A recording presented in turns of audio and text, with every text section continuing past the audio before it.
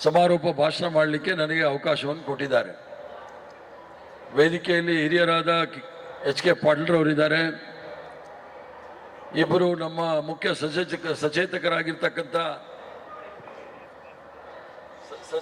ಸಚೇತಕರಾಗಿರ್ತಕ್ಕಂಥ PM ಅಶೋಕ್ರವರು, Salim ಅಹಮದ್ರವರಿದ್ದಾರೆ. ಹಾಗೂ SIR ಕಮಿಟಿಯ monitoring ಕಮಿಟಿಯ chairman ಆಗಿರ್ತಕ್ಕಂಥ ಸುದರ್ಶನ್ ರವರು, ಕಾರ್ಯಕಾರಿ ಅಧ್ಯಕ್ಷರಾದ ವಸಂತರವರು, ಪ್ರಚಾರ ಸಮಿತಿಯ ಅಧ್ಯಕ್ಷರಾದ ವಿನಯ್ ಕುಮಾರ್ ಸೊರ್ಕೇರ್ ಅವರು, ಹಾಗೂ ಪುಟ್ಟರಂಗ್ ಶೆಟ್ಟಿಯವರು, ಬಿಲ್ಕಿಸ್ ಬಾನೂರವರು, ಹಿರಿಯರಾದ ಜಯಚಂದ್ರ ಅವರವರು, ರಾಣಿ ಸತೀಶ್ರವರು, ನಾರಾಯಣ ಸ್ವಾಮಿ ಅವರು ಎಲ್ಲರೂ ಸಹ ತಾವು ವೇದಿಕೆ ಮೇಲೆ ಇದ್ದೀರಿ. ಸಾಕಷ್ಟು ಜನಕ್ಕೆ ಮಾತಾಡಲಿಕ್ಕೆ ಅವಕಾಶನೂ ಸಿಕ್ಕಲಿಲ್ಲ. ನಮ್ಮ ಉಗ್ರಪ್ಪನವರು ಸಹ ಇದ್ದಾರೆ. ಕಾರಣ ಇಷ್ಟೇ, ಕಾಂಗ್ರೆಸ್ ಪಕ್ಷದ ಸಂವಿಧಾನದಲ್ಲಿ ನಾವು 3 ತಿಂಗಳಿಗೆ ಇಲ್ಲ 6 ತಿಂಗಳಿಗೆ ಒಂದು ಸಾಮಾನ್ಯ ಸಭೆ ಜನರಲ್ ಬಾಡಿನ ಮಾಡಬೇಕಾಗುತ್ತೆ. ಆದರೆ ನಾವು ಭಾಳ ದಿವಸಗಳಿಂದ ಮಾಡಿಲ್ಲ. ಅದು ಪ್ರಾರಂಭ ಆಗಲಿ ಅಂತ ಮಾಡಿದ್ದೀವಿ. ಅದರಲ್ಲಿ ಭಾಳಷ್ಟು ಜನ ಇವತ್ತೇನಾಗಿದೆ ಅಂದರೆ, ಮುಖ್ಯಮಂತ್ರಿಗಳು ಹೈದರಾಬಾದ್ ಕರ್ನಾಟಕದಲ್ಲಿದ್ದಾರೆ. ಆ ಕಡೆ ಯಾರೂ ಸಹ ಅಲ್ಲಿಂದ ಈ ಕಡೆಗೆ ಬರಲಿಲ್ಲ. ಸನ್ಮಾನ್ಯ ಸಿದ್ದರಾಮಯ್ಯನವರ ಕಾರ್ಯಕ್ರಮ ಚಾಮರಾಜನಗರದಲ್ಲಿತ್ತು, ಆ ಕಡೆಯವರು ಬಂದಿಲ್ಲ. ಆದ್ದರಿಂದ ಕಾರಣಾಂತರದಿಂದ ಕೆಲವು ತೊಂದರೆಗಳಾಗಿದೆ. ಆದರೆ ಅದು ದೊಡ್ಡ ವಿಚಾರ ಏನಲ್ಲ. ಮುಂದಿನ ದಿನಗಳಲ್ಲಿ ನಾವು 7 ದಿವಸಗಳ ಒಂದು ಸಮಯವನ್ನು ಕೊಟ್ಟು, ನೋಟಿಸ್ ಕೊಟ್ಟು ನಾವು ಈ ಸಭೆ ಕರಿಬೇಕಾಗುತ್ತೆ. ಕಾರಣಾಂತರದಿಂದ ಸುರ್ಜೇವಾಲಾ ಅವರಿಗೆ ಬೇರೆ ಕಾರ್ಯಕ್ರಮಗಳಿರೋದ್ರಿಂದ ಆದಷ್ಟು ಬೇಗ ಒಂದು ಜನರಲ್ ಬಾಡಿ ಮಾಡಿ ಅಂತ ಹೇಳಿದ್ರು. ಅದಕ್ಕೆ 3 ದಿವಸಗಳ ಕಾಲ ಅವಧಿ ಕೊಟ್ಟು ಈ ಸಭೆಯನ್ನು ನಾವು ಮಾಡಿರ್ತಕ್ಕಂಥದ್ದು. ಸಭೆಯ ಮೂಲ ಉದ್ದೇಶ, ನನ್ನ ಅನುಭವದಲ್ಲಿ ಜನರಲ್ ಬಾಡಿ ಕರೆದಾಗ ಎಲ್ಲ ಸದಸ್ಯರು ಅವರವರ ಸಲಹೆಗಳನ್ನು ಕೊಡ್ತಾರೆ. ಪಕ್ಷವನ್ನು ಬಲಯುತವಾಗಿ ಬೆಳೆಸಬೇಕಾದ್ರೆ ಏನು ಕೆಲಸ ಮಾಡಬೇಕು, ಏನು ಮಾಡಬೇಕು ಅಂತೇಳಿ ಸರ್ಕಾರ ಇರೋ ಜಾಗದಲ್ಲಿ ಸರ್ಕಾರಕ್ಕೆ, ಸರ್ಕಾರ ಇಲ್ಲದೇ ಇರೋ ಜಾಗದಲ್ಲಿ ಪಕ್ಷಕ್ಕೆ ಮತ್ತು ವಿರೋಧ ಪಕ್ಷದಲ್ಲಿರ್ತಕ್ಕಂಥ ನಮಗೆ ಸಲಹೆಗಳನ್ನು, ಸೂಚನೆಗಳನ್ನು ಕೊಡ್ತಾರೆ. ಅದನ್ನು ಎಷ್ಟು ನಾವು ಅನುಷ್ಠಾನಕ್ಕೆ ತರ್ತೀವಿ ಅನ್ನೋದನ್ನು ನಾವು ಮಾಡಬೇಕಾಗತ್ತೆ. ಇನ್ನು ನಾನು ಸ್ವಲ್ಪ ಹೊತ್ತು ಭಾಳ ಹೊತ್ತು ಇರಬೇಕಾಗಿತ್ತು. HK ಪಾಟೀಲ್ರು ಹೇಳಿದ್ರು, ಅದನ್ನೇನು ಹೇಳೋದಿಲ್ಲ. ಅದು ಇಮಿಡಿಯೇಟು ನಾವು ಸುರ್ಜೇವಾಲಾ ಹತ್ರ ಹೋಗಬೇಕು ಅಂತ ಹೇಳಿದ್ದಾರೆ. ಅಲ್ಲಿಗೆ ಹೊರಡ್ತೀವಿ. ನಾವು 4 ಗಂಟೆಗೆ ಮೀಟಿಂಗ್ ಇದೆ. ಆ GBIನಲ್ಲಿ ನಾವು ಭಾಳಷ್ಟು ಆಗಸ್ಟ್ ತಿಂಗಳಲ್ಲಿ ಚುನಾವಣೆ ಬರುತ್ತೆ, ತಯಾರಿಗಳಾಗಬೇಕು. ಆದ್ದರಿಂದ ಬರೋ 3 ತಿಂಗಳು ಇಲ್ಲ 6 ತಿಂಗಳಲ್ಲಿ ಜನರಲ್ ಬಾಡಿ ಮೀಟಿಂಗ್ ನಾವು ಕರಿತೀವಿ. ಬೇರೆ ಜಿಲ್ಲೆಗಳಲ್ಲೂ ಸಹ ಕರಿತೀವಿ. ಇದೇ ಬೆಂಗಳೂರು ನಗರದಲ್ಲೇ ಅಲ್ಲ, ಸ್ವಲ್ಪ ಅವಕಾಶಗಳು ಎಲ್ಲೆಲ್ಲಿದೆ ದೊಡ್ಡ ದೊಡ್ಡ ನಗರದಲ್ಲಿ ಕರೀಲಿಕ್ಕೆ ಪ್ರಯತ್ನ ಮಾಡ್ತೀವಿ. ನೀವೆಲ್ಲರೂ ಸಹ ಅಲ್ಲೂ ಬಂದು ಸಭೆಯಲ್ಲಿ ಭಾಗವಹಿಸಿ ಮುಂದೆ ಯಾವ ರೀತಿ ನಾವು ಮಾಡಬೇಕು ಅಂತೇಳಿ ತೀರ್ಮಾನ ತೆಗೆದುಕೊಳ್ಬೇಕು. ಈಗಾಗಲೇ ಮಾಧ್ಯಮದವರು ಬಂದಿರೋದ್ರಿಂದ ಸಭೆಯಲ್ಲಿ ಕೆಲವು ನಿರ್ಣಯಗಳನ್ನು ನಾವು ಸಹ ತೆಗೆದುಕೊಂಡಿದ್ವಿ. ಅದರ ರೆಸಲ್ಯೂಷನ್ ಮೂಲಕ ನಾವು ಮಾಡಿರ್ತಕ್ಕಂಥದ್ದು, ಶ್ರೀಮಾನ್ ಮಲ್ಲಿಕಾರ್ಜುನ್ ಖರ್ಗೆ ಸಾಹೇಬರು, ಅಖಿಲ ಭಾರತ ಕಾಂಗ್ರೆಸ್ ಸಮಿತಿ ಅಧ್ಯಕ್ಷರು, ಅವರು 2ನೇ ಬಾರಿಗೆ ರಾಜ್ಯಸಭಾ ಚುನಾವಣೆಯಲ್ಲಿ ಗೆದ್ದು ತದನಂತರ ಪುನಃ ರಾಜ್ಯಸಭೆಯಲ್ಲಿ ವಿರೋಧ ಪಕ್ಷದ ನಾಯಕರಾಗಿ ಆಯ್ಕೆಯಾಗಿರೋದಕ್ಕೋಸ್ಕರ, ಅವರನ್ನು ವಿರೋಧ ಪಕ್ಷದ ನಾಯಕರಾಗಿ ಮಾಡಿರೋದಕ್ಕೋಸ್ಕರ ನಮ್ಮೆಲ್ಲರ ಅಚ್ಚುಮೆಚ್ಚಿನ ನಾಯಕಿ ಸೋನಿಯಾ ಗಾಂಧಿ ಅವರಿಗೆ ನಾವು ಈ ಒಂದು ಸಭೆ ಸಂಪೂರ್ಣವಾಗಿ ಹೃತ್ಪೂರ್ವಕವಾದ ಅಭಿನಂದನೆಗಳನ್ನು ಧನ್ಯಕೊಂಡ್ವಿ. 2ನೇ ತೀರ್ಮಾನ, ಮಾನ್ಯ ಸಿದ್ದರಾಮಯ್ಯನವರು ಸುದೀರ್ಘ ಕಾಲ ಮುಖ್ಯಮಂತ್ರಿಗಳಾಗಿ ಕರ್ನಾಟಕ ರಾಜ್ಯದ ಅಭಿವೃದ್ಧಿಗಾಗಿ ಮತ್ತು ಅದರಲ್ಲೂ ಸಹ ದುರ್ಬಲ ವರ್ಗದವರಿಗೆ ಸ್ವಾಭಿಮಾನದಿಂದ ಬದುಕಲಿಕ್ಕೆ ಹಲವಾರು ಕಾರ್ಯಕ್ರಮಗಳನ್ನು ಹಮ್ಮಿಕೊಂಡು ಒಂದು ಒಳ್ಳೆಯ ಸರ್ಕಾರವನ್ನು ಕೊಟ್ಟು, ಏನು ನಮ್ಮ ಪ್ರಣಾಳಿಕೆಯಲ್ಲಿ ನಮ್ಮ ಶೀರ್ಷಿಕೆ ಏನಿತ್ತು, ಪ್ರಣಾಳಿಕೆಯಲ್ಲಿ ಸರ್ವ ಜನಾಂಗದ ಶಾಂತಿಯ ತೋಟ, ಕಾಂಗ್ರೆಸ್ ಪಕ್ಷ ಸರ್ಕಾರ ಬಂದ ಮೇಲೆ ಇಡೀ ಕರ್ನಾಟಕ ರಾಜ್ಯದಲ್ಲಿ, ಅದರಲ್ಲೂ ಸಹ ಕರಾವಳಿ ಪ್ರದೇಶದಲ್ಲಿ ಯಾವುದೇ ರೀತಿಯ ಅಹಿತಕರ ಘಟನೆ ಆಗದಾಗೆ ಶಾಂತಿ ರೀತಿಯಿಂದ ಎಲ್ಲರೂ ಸಹ ಸೌಹಾರ್ದತೆಯಿಂದ ನೆಮ್ಮದಿಯಿಂದ ಬದುಕಕ್ಕೆ ಅವಕಾಶ ಮಾಡಿಕೊಟ್ಟಿದ್ದಾರೆ. ಅವ್ರಿಗೂ ಸಹ ಈ ಒಂದು ಜನರಲ್ ಬಾಡಿ ಮೀಟಿಂಗಿನ ಪರವಾಗಿ ಅವ್ರಿಗೆ ಹೃತ್ಪೂರ್ವಕವಾದ ವಂದನೆಯನ್ನು, ಅಭಿನಂದನೆಯನ್ನು ನಾವು ಸಲ್ಲಿಸಲಿಕ್ಕೆ ಎದ್ಬಿದ್ವಿ. 3ನೇದಾಗಿ, ನಮ್ಮ ನೆಚ್ಚಿನ ನಾಯಕಿ ಆಗಿರ್ತಕ್ಕಂಥ ಸೋನಿಯಾ ಗಾಂಧಿಯವರು, ಆಲ್ ಇಂಡಿಯಾ ಕಾಂಗ್ರೆಸ್ ಕಮಿಟಿ ಅಧ್ಯಕ್ಷರಾದ ಮಲ್ಲಿಕಾರ್ಜುನ್ ಖರ್ಗೆ ಅವರು, ವಿರೋಧ ಪಕ್ಷದ ನಾಯಕರು ಲೋಕಸಭೆಯಲ್ಲಿ ರಾಹುಲ್ ಗಾಂಧಿಯವರು, ಪ್ರಿಯಾಂಕಾ ಗಾಂಧಿಯವರು ಮತ್ತು ವೇಣುಗೋಪಾಲ್ರವರು, DK ಶಿವಕುಮಾರ್ ಅವ್ರನ್ನ ಕರ್ನಾಟಕ ಪ್ರದೇಶ ಕಾಂಗ್ರೆಸ್ ಕಮಿಟಿಯ ಕರ್ನಾಟಕ ರಾಜ್ಯದ ಮುಖ್ಯಮಂತ್ರಿಗೆ ಮಾಡಿ ಹಾಗೂ ನನ್ನನ್ನು ಸಹ ಪ್ರದೇಶ್ ಕಾಂಗ್ರೆಸ್ ಕಮಿಟಿ ಅಧ್ಯಕ್ಷನಾಗಿ ಮಾಡಿದ್ದಕ್ಕೋಸ್ಕರ ತಮ್ಮೆಲ್ಲರ ಪರವಾಗಿ ಅವ್ರಿಗೂ ಸಹ ಅಭಿನಂದನೆ ಮಾಡ್ತಕ್ಕಂಥ ಈ ಒಂದು ಟರಾವನ್ನು ಸಹ ನಾವು ಪಾಸ್ ಮಾಡಿದ್ವಿ. ಅದರ ಜೊತೆಗೆ ಬಹಳ ಗಂಭೀರವಾದ ವಿಚಾರ, ಎರಡು ವಿಚಾರ ಅಂದರೆ ಬಹಳ ಗಂಭೀರವಾದ ವಿಚಾರ ಇತ್ತು. ನರೇಂದ್ರ ಮೋದಿಯವರ ಸರ್ಕಾರ RSS ಮತ್ತು ವಿಶ್ವ ಹಿಂದೂ ಪರಿಷತ್ ಸೇರಿ 11 ಜನರ ಶ್ರೀರಾಮ ಜನ್ಮಭೂಮಿ ತೀರ್ಥಕ್ಷೇತ್ರ ಟ್ರಸ್ಟನ್ನು ನೇಮಕ ಮಾಡಿತ್ತು. ಇವರುಗಳ ಸಾರಥ್ಯದಲ್ಲಿ ಅಯೋಧ್ಯೆಯ ರಾಮ ಮಂದಿರದ ನಿರ್ಮಾಣಕ್ಕೆ 16,000 ಕೋಟಿಗಳನ್ನು ಸಾರ್ವಜನಿಕರು ಮತ್ತು ಸರ್ಕಾರಗಳಿಂದ ದೇಣಿಗೆ ಪಡೆಯಲಾಗಿದೆ. ಈ ದೇಣಿಗೆಗೆ ಸರಿಯಾದ ಲೆಕ್ಕಪತ್ರಗಳು ನಿರ್ವಹಿಸಿರುವುದಿಲ್ಲ. ಈ ಟ್ರಸ್ಟ್ಗೆ ಹರಿದು ಬಂದ ಸಾವಿರಾರು ಕೋಟಿ ಹಣ, ಚಿನ್ನ, ಬೆಳ್ಳಿ, ವಜ್ರ ಮುಂತಾದವುಗಳನ್ನು ವ್ಯವಸ್ಥಿತವಾಗಿ ಕೆಲವು ಟ್ರಸ್ಟಿಗಳು ಮತ್ತು ನೌಕರರು ಲೂಟಿ ಮಾಡುತ್ತಾ ಬಂದಿರುತ್ತಾರೆ. ಈ ಹಗರಣದ ತನಿಖೆ SIT ನೇಮಕ ಮಾಡಿ ತಪ್ಪಿತಸ್ಥರಾದ ಟ್ರಸ್ಟ್ನ ಪದಾಧಿಕಾರಿಗಳನ್ನು ರಕ್ಷಣೆ ಮಾಡಿ ಇಲ್ಲಿನ ನೌಕರರನ್ನು ಬಂಧಿಸಲಾಗಿದೆ. ಅಷ್ಟೇ ಅಲ್ಲದೆ ಕೋಟ್ಯಾಂತರ ಜನರ ಆರಾಧ್ಯ ದೇವ ರಾಮಚಂದ್ರನಿಗೆ ದೇಶದ ಅಸ್ಮಿತೆ, ಪರಂಪರೆ, ಸಂಸ್ಕೃತಿ, ಸಂಸ್ಕಾರಗಳಿಗೆ ಧಕ್ಕೆ ತಂದಿರುತ್ತಾರೆ. ಸದರಿ ಹಗರಣವನ್ನು CBI ತನಿಖೆಗೆ ಒಳಪಡಿಸಬೇಕು ಹಾಗೂ ಈ ಪ್ರಕರಣದ ನೈತಿಕ ಹೊಣೆ ಹೊತ್ತು ಪ್ರಧಾನಮಂತ್ರಿಗಳಾದ ನರೇಂದ್ರ ಮೋದಿ ಅವರು, ಗೃಹ ಮಂತ್ರಿಗಳಾದ ಅಮಿತ್ ಶಾ ಅವರು, ಉತ್ತರ ಪ್ರದೇಶದ ಮುಖ್ಯಮಂತ್ರಿಗಳಾದ ಯೋಗಿ ಆದಿತ್ಯನಾಥ್ರವರು ರಾಜೀನಾಮೆ ಕೊಡಬೇಕಂತ ಆಗ್ರಹಿಸ್ತೇವೆ. ಅದು ಸಹ ಈ ಒಂದು ಜನರಲ್ ಬಾಡಿಯಲ್ಲಿ ತೀರ್ಮಾನ ಮಾಡಿಕೊಂಡಿದ್ದೀವಿ. ಅದರ ಜೊತೆಗೆ ಕರ್ನಾಟಕ ರಾಜ್ಯದಲ್ಲಿ ಮುಂಗಾರು ಮಳೆ ವಾಡಿಕೆಗಿಂತ ಕಡಿಮೆಯಾಗಿ ರಾಜ್ಯದ ಕಲ್ಯಾಣ ಕರ್ನಾಟಕ, ಕಿತ್ತೂರು ಕರ್ನಾಟಕ, ಮಧ್ಯ ಕರ್ನಾಟಕ ಹಾಗೂ ಹಳೆ ಮೈಸೂರಿನ ಭಾಗಗಳಲ್ಲಿ ಬಹುತೇಕ ರೈತರು ಬಿತ್ತನೆ ಮಾಡದೆ ಕಂಗಾಲಾಗಿರುತ್ತಾರೆ.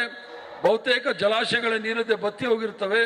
ಕೆಲವು ಗ್ರಾಮಗಳಲ್ಲಿ ಜಾನುವಾರುಗಳಿಗೆ ಕುಡಿಯುವ ನೀರಿನ ಸಮಸ್ಯೆ, ಮೇವಿನ ಸಮಸ್ಯೆ, ಉದ್ಯೋಗದ ಸಮಸ್ಯೆ ಉಲ್ಬಣಿಸಿ ಜನರ ಗೂಳಿ ಹೋಗುವಂಥ ಪರಿಸ್ಥಿತಿ ನಿರ್ಮಾಣವಾಗಿದೆ. ಈ ಪರಿಸ್ಥಿತಿಯನ್ನು ಸಮಾರೋಪಾದಿಯಲ್ಲಿ ಎದುರಿಸಬೇಕಾದರೆ ಕೇಂದ್ರ ಸರ್ಕಾರದ ಸಹಾಯ ಹಸ್ತ ಅನಿವಾರ್ಯವಾಗಿದೆ. ಆದ್ದರಿಂದ ಕೇಂದ್ರ ಸರ್ಕಾರ ಕೂಡಲೇ ಕರ್ನಾಟಕ ರಾಜ್ಯ ಸರ್ಕಾರಕ್ಕೆ 10,000 ಕೋಟಿ ವಿಶೇಷ ಅನುದಾನ ನೀಡಬೇಕು, ಅನುದಾನ ಬಿಡುಗಡೆ ಮಾಡಬೇಕು ಎಂದು ಆಗ್ರಹಿಸಿ ನಿರ್ಣಯವನ್ನು ಸಭೆಯ ಅನುಮೋದನೆಗಾಗಿ ಎಲ್ಲ ಸಭೆಯೂ ಸಹ ಅನುಮೋದಿಸಿರುತ್ತದೆ. ಅದರ ಜೊತೆಗೆ ಏನು ಇಡೀ ರಾಷ್ಟ್ರದಲ್ಲಿ ಸುಮಾರು 23 ಲಕ್ಷ ವಿದ್ಯಾರ್ಥಿಗಳು ನೀಟ್ ಪರೀಕ್ಷೆಯಲ್ಲಿ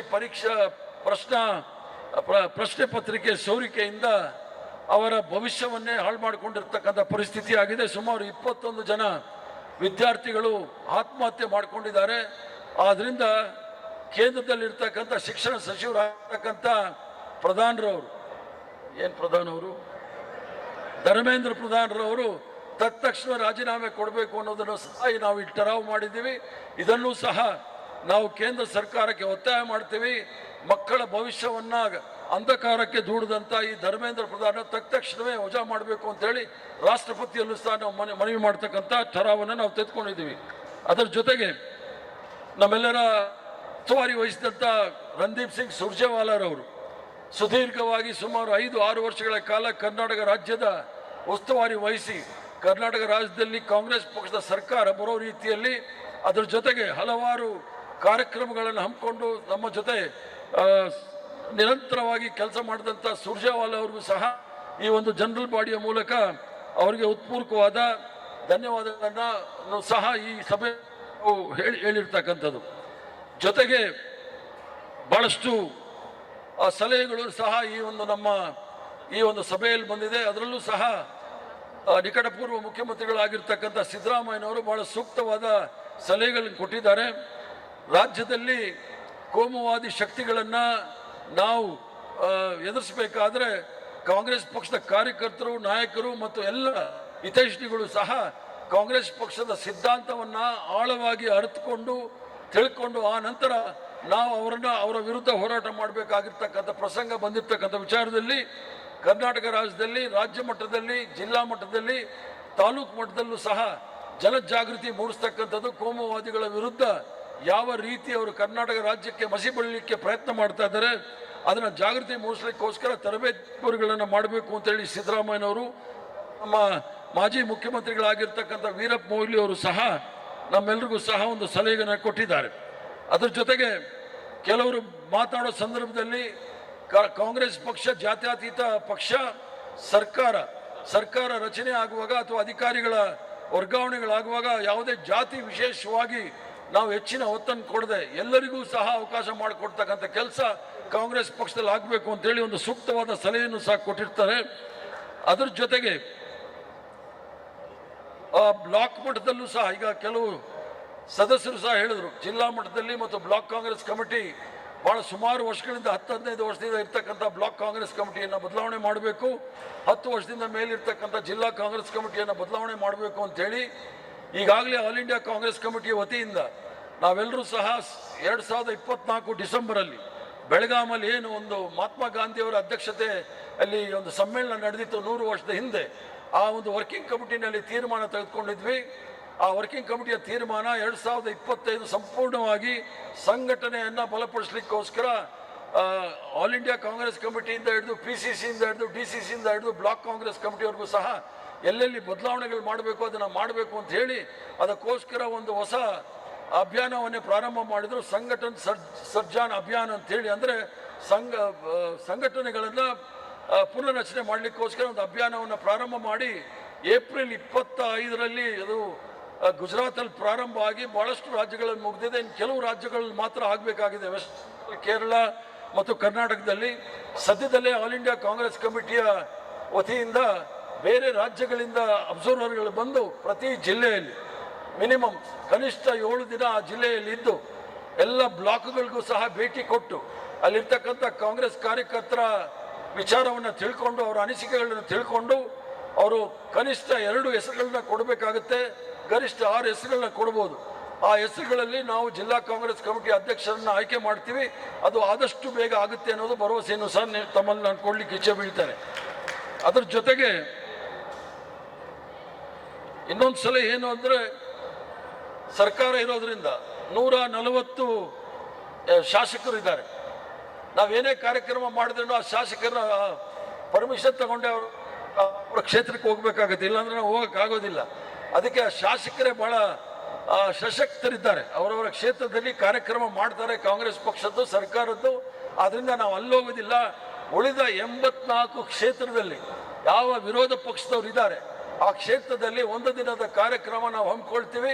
ಬೆಳಿಗ್ಗೆಯಿಂದ ಸಾಯಂಕಾಲದವರೆಗೂ ಸಹ ಎಲ್ಲ ಕಾರ್ಯಕರ್ತರ ಜೊತೆ ಸೇರಿ ಚರ್ಚೆ ಮಾಡಿ ಅಲ್ಲಿರ್ತಕ್ಕಂಥ ತೊಂದರೆಗಳನ್ನು ದೂರ ಮಾಡಲಿಕ್ಕೆ ಪ್ರಯತ್ನ ಮಾಡ್ತೀವಿ. ಅದು ಆದಷ್ಟು ಬೇಗ ಈ ಕಾರ್ಯಕ್ರಮವನ್ನು 84 ಕ್ಷೇತ್ರದಲ್ಲಿ ನಾವು ಹಮ್ಮಿಕೊಳ್ತೀವಿ ಅನ್ನೋದನ್ನ ಭರವಸೆಯನ್ನು ಸಹ ನಾನು ಕೊಡ್ತೇನೆ.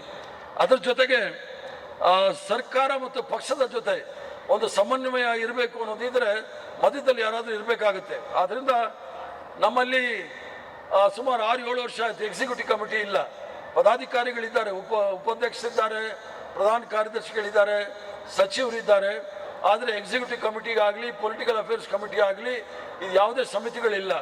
ಆದ್ದರಿಂದ ಆದಷ್ಟು ಬೇಗ ಈಗಲೂ ಸಹ ನಾನು ಇಲ್ಲೇ ಸುರ್ಜೇವಾಲ ಅವ್ರ ಹತ್ರ ಸಹ ಚರ್ಚೆ ಮಾಡಿದೆ.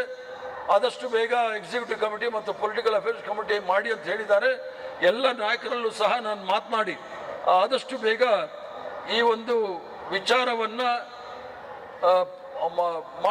ಅವ್ರ ಜೊತೆಗೆ ನಾವು ಚರ್ಚೆ ಮಾಡೋಕ್ಕೆ ಅನುಕೂಲ ಆಗುತ್ತೆ. ಯಾವುದೇ ಒಂದು ತೀರ್ಮಾನ ತೆಗೆದುಕೊಳ್ಬೇಕಾದ್ರೆ ನಾವು ಈ ಒಂದು ಎಕ್ಸಿಕ್ಯೂಟಿವ್ ಕಮಿಟಿ ಆಗಲಿ ಪೊಲಿಟಿಕಲ್ ಅಫೇರ್ಸ್ ಕಮಿಟಿನಲ್ಲಿ ಚರ್ಚೆ ಮಾಡಿ ತೀರ್ಮಾನ ತೆಗೆದುಕೊಳ್ತೀವಿ.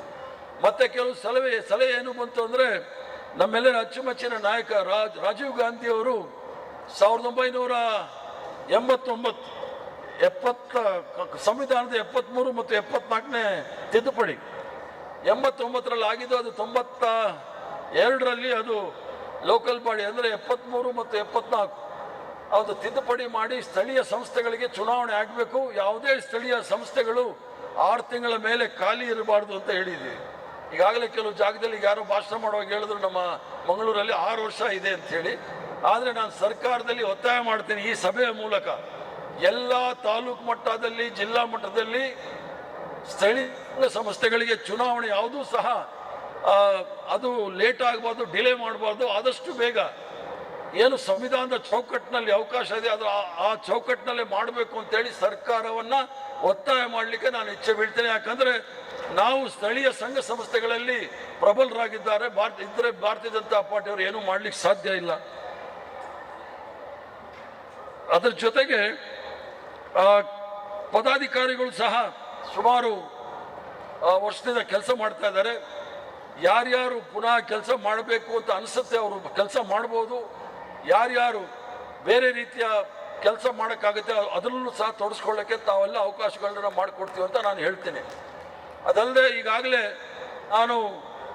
ನಾವು ಜವಾಬ್ದಾರಿ ವಹಿಸ್ಕೊಂಡಿರೋ ಸಂದರ್ಭದಲ್ಲಿ ಒಂದು 2 ವಾರದ ಹಿಂದೆ ಬಹಿರಂಗವಾಗಿ ಹೇಳಿದೆ, ಯಾರ್ಯಾರು 2.5 ವರ್ಷ 3 ವರ್ಷ ಆಗಿದೆ ಚೇರ್ಮನ್ನು ಮೆಂಬರ್ಗಳು ಅವ್ರದ್ದು ರಾಜೀನಾಮೆ ತೆಗೆದುಕೊಂಡು ಹೊಸಬ್ರಿಗೆ ಅವಕಾಶ ಮಾಡಿಕೊಡಿ ಅಂತ ಹೇಳಿದೆ. ಈಗಲೂ ಸಹ ಅದೇ ನಿಲುವಿನಲ್ಲಿದ್ದೀನಿ.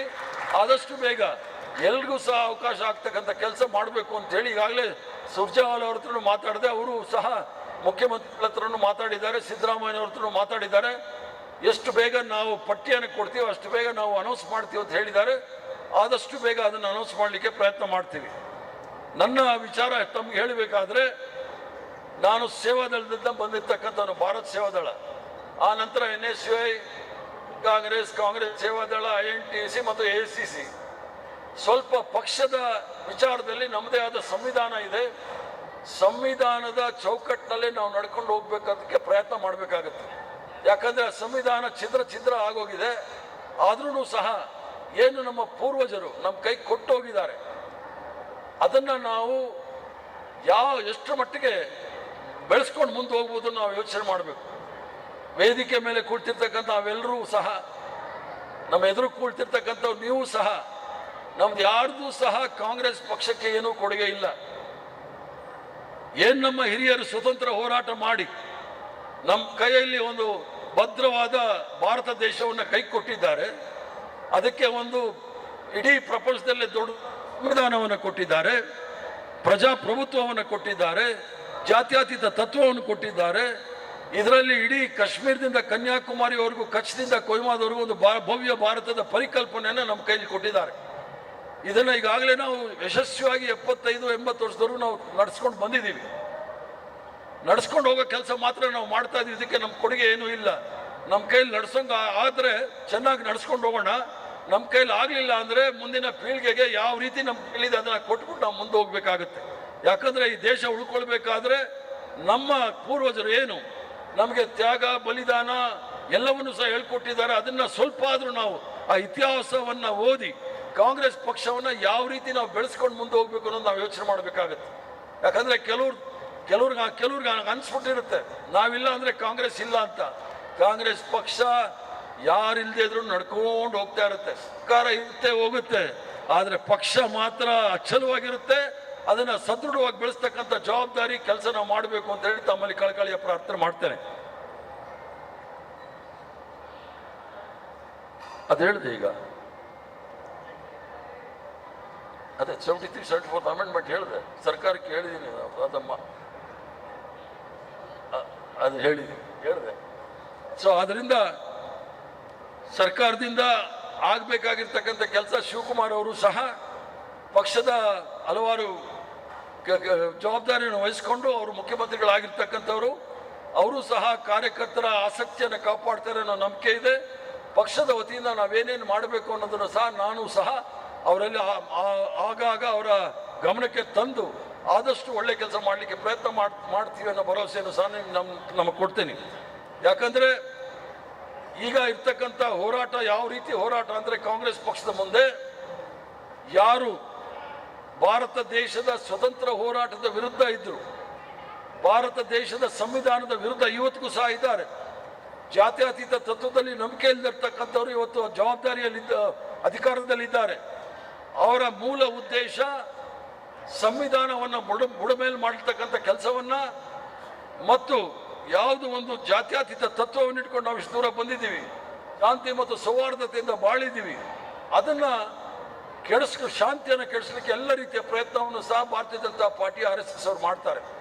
ಆದ್ದರಿಂದ ಮೊನ್ನೆನೂ ಸಹ ಹೇಳಿದೆ, ಈಗಲೂ ಸಹ ಹೇಳ್ತೀನಿ, ನಾವು ಕಾಂಗ್ರೆಸ್ ಪಕ್ಷದ ಸದಸ್ಯರಾಗಿ ಕಾಂಗ್ರೆಸ್ ಪಕ್ಷದ ಇತಿಹಾಸವನ್ನು ಸ್ವಲ್ಪ ನಾವು ಓದ್ಕೊಳ್ಬೇಕಾಗತ್ತೆ, ತಿಳ್ಕೊಳ್ಬೇಕಾಗತ್ತೆ.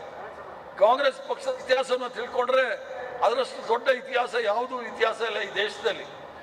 ಈ ದೇಶ 80 ವರ್ಷದಲ್ಲಿ ಒಬ್ಬ ಸಾಮಾನ್ಯ ಮನುಷ್ಯ, ಒಬ್ಬ ಕಡು ಬಡವನು ಸಹ ಈ ದೇಶದ ರಾಷ್ಟ್ರಪತಿ ಆಗ್ಬೋದು ಅನ್ನೋದನ್ನು ತೋರಿಸ್ಕೊಟ್ಟಿದ್ದಾರೆ ಕಾಂಗ್ರೆಸ್ ಪಕ್ಷ. ಒಬ್ಬ ದುರ್ಬಲ ವರ್ಗದಲ್ಲಿ ಹುಟ್ಟಿರ್ತಕ್ಕಂಥವನು ಸಹ ರಾಷ್ಟ್ರಪತಿ ಆಗ್ಬೋದು, ಉಪರಾಷ್ಟ್ರಪತಿ ಆಗ್ಬೋದು. ಎಲ್ಲರೂ ಸಹ ಸಮಾನರು. ನಮಗೆಲ್ಲ ಧರ್ಮವು ಸಮಾನವಾಗಿ ಕಾಣ್ತಕ್ಕಂಥ ಮಹಾತ್ಮ ಗಾಂಧಿಯವರ ಏನು ಸಿದ್ಧಾಂತ ಇತ್ತು, ಸರ್ವಧರ್ಮ ಸಮಭಾವ, ಇದನ್ನು ನಾವು ಅಳವಡಿಸ್ಕೊಂಡು ಜಾತ್ಯತೀತ ತತ್ವ ಅಂತ ಹೇಳಿದ್ರೆ ನೆಹರು ಅವರ ಬಗ್ಗೆ ಬಹಳಷ್ಟು ಟೀಕೆ ಟಿಪ್ಪಣಿಗಳು ಬರುತ್ತೆ. ಅವ್ರು ಹೇಳಿರ್ತಕ್ಕಂಥದ್ದು ಧರ್ಮ ನಿರಪೇಕ್ಷಿತ ಅಂತ. ಅವ್ರು ಹಿಂದಿನಲ್ಲಿ ಹೇಳುವಾಗ ಧರ್ಮ ನಿರಪೇಕ್ಷಿತ ಅಂದ್ರೆ ಸರ್ಕಾರಕ್ಕೂ ಧರ್ಮಕ್ಕೂ ಯಾವುದೇ ನಂಟಿಲ್ಲ. ಧರ್ಮವೇ ಬೇರೆ, ಸರ್ಕಾರವೇ ಬೇರೆ. ಸರ್ಕಾರ ಪ್ರತಿಯೊಬ್ಬರದು ಧರ್ಮ, ಆ ಧರ್ಮವನ್ನ ಯಾರ್ಯಾರು ಆಚರಣೆ ಮಾಡ್ತಾರೆ ಅವ್ರದ್ದು ಧರ್ಮ ಅಂತ ಹೇಳಿ ಅದನ್ನ ಬೇರೆ ರೀತಿಯಲ್ಲಿ RSS ಅವರು ಪಂಡಿತ್ ಜವಾಹರ್ಲಾಲ್ ನೆಹರು ಅವರ ಮೇಲೆ ಇಲ್ಲ ಸಲ್ಲದ ಆರೋಪಗಳನ್ನು ಮಾಡ್ತಾ ಇರ್ತಾರೆ. ಇವೆಲ್ಲ ನಾವು ಜಾಗೃತರಾಗಲಿಲ್ಲ ಅಂತ ಹೇಳಿದ್ರೆ ಏನು ದೇಶ ನಾವು ಒಂದಾಗಿ ನೋಡ್ತಾ ಇದ್ದೀವಿ. ಇಡೀ ಪ್ರಪಂಚದಲ್ಲೇ ಬಹಳ ಭವ್ಯವಾದ ದೇಶ, 7 ಧರ್ಮಗಳನ್ನ ಇಟ್ಕೊಂಡಿರ್ತಕ್ಕಂಥದ್ದು, 27 ಅಧಿಕೃತವಾದ ಭಾಷೆಗಳನ್ನ ಇಟ್ಕೊಂಡಿರ್ತಕ್ಕಂಥದ್ದು, ಹಲವಾರು ನಾಗರಿಕತೆಗಳನ್ನ ಇಟ್ಕೊಂಡಿರ್ತಕ್ಕಂಥದ್ದು. ಅದು ಆರ್ಯನ್ ಇರ್ಬೋದು, ದ್ರವಿಡಿಯನ್ ಇರ್ಬೋದು, ಮಂಗೋಲಿಯನ್ ಇರ್ಬೋದು. ಇವೆಲ್ಲ ಒಂದು ಸುಂದರವಾದ ಭಾರತ ದೇಶವನ್ನ, ಅದರ ಏಕತೆ ಅಖಂಡತೆಯನ್ನು ಕಾಪಾಡಬೇಕಾದ್ರೆ ಒಬ್ಬ ಕಾಂಗ್ರೆಸ್ ಕಾರ್ಯಕರ್ತನು ಸಹ ಸಂವಿಧಾನ, ಕಾಂಗ್ರೆಸ್ ಪಕ್ಷದ ಸಂವಿಧಾನ, ಭಾರತ ದೇಶದ ಸಂವಿಧಾನ ಇದನ್ನ ತಿಳ್ಕೊಂಡು ನಾವೆಲ್ಲರೂ ಸಹ ಅದನ್ನ ಕಾಪಾಡ್ತಕ್ಕಂಥ ಒಂದು ಪ್ರತಿಜ್ಞೆ ಮಾಡಿಕೊಂಡು ಕಾಂಗ್ರೆಸ್ ಪಕ್ಷನ ಮುಂದೆ ನಡೆಸ್ಕೊಂಡು ಹೋಗ್ಬೇಕು ಅಂತ ಕೇಳ್ಕೊಂಡು ತಾವು ಇಷ್ಟೆಲ್ಲ ದೊಡ್ಡ ಸಂಖ್ಯೆಯಲ್ಲಿ ಬಂದು ಅಲ್ಪಾವಧಿಯಲ್ಲಿ ತಮಗೆ ಸೂಚನೆ ಕೊಟ್ಟ ನಂತರವೂ ಸಹ ಇಷ್ಟೊಂದು ಸಂಖ್ಯೆಯಲ್ಲಿ ಬಂದು ಈ ಒಂದು ಕಾರ್ಯಕ್ರಮವನ್ನು ಯಶಸ್ವಿ ಮಾಡಿಕೊಟ್ಟಿದ್ದಕ್ಕಾಗಿ ತಮ್ಮೆಲ್ಲರಿಗೂ ಸಹ ಕಾಂಗ್ರೆಸ್ ಪಕ್ಷದ ವತಿಯಿಂದ ವೈಯಕ್ತಿಕವಾಗಿ ನಾನು ತಮಗೆ ಅಭಿನಂದನೆಗಳನ್ನು ಮತ್ತು ವಂದನೆಯನ್ನು ಸಲ್ಲಿಸಿ